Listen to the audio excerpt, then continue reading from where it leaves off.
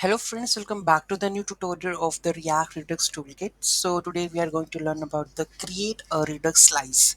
So those who haven't subscribed my channel yet, please do subscribe my channel, and if you like the video, please do like, share and comment on my video. So let's get started. So how to create the slice? Previous we had set up our Redux store, okay? And here we have the reducers block is empty. So first we create the Redux slice. First import the create slice function from the Redux toolkit. Okay, so you have to do that one,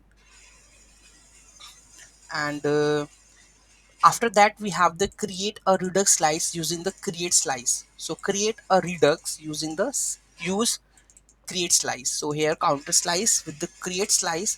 Here we have to add the name of the slice. So name of the slice is counter, and initial state of the slice which is set to be 0. And then we have the reducer function for incrementing the state, then decrementing the state. Okay, we have a reducers, the function with the increment and the decrement.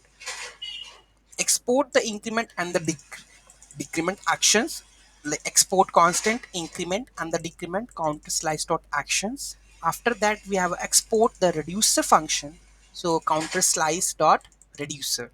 Okay, like actions then reduces like this. Okay, so this is the create Redux slice part. So let's create this one. So here we have the which section we have. So we have a counter slice.js file. Okay, so let's create it.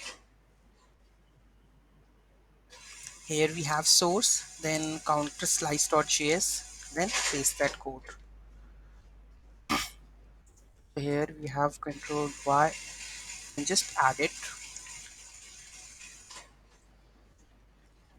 Okay, so here we have full-fledged code of that one.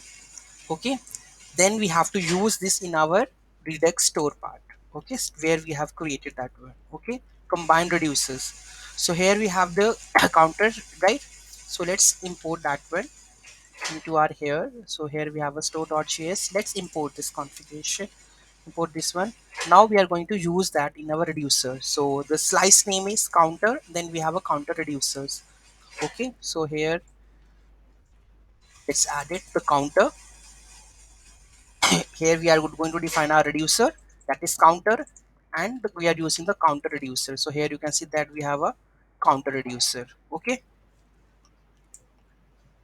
right? So this is how we are able to create the counter slice and the store slice. Okay, so any doubt, any query in that, do let me know in the comment section. Thank you so much for watching this video. Have a great day.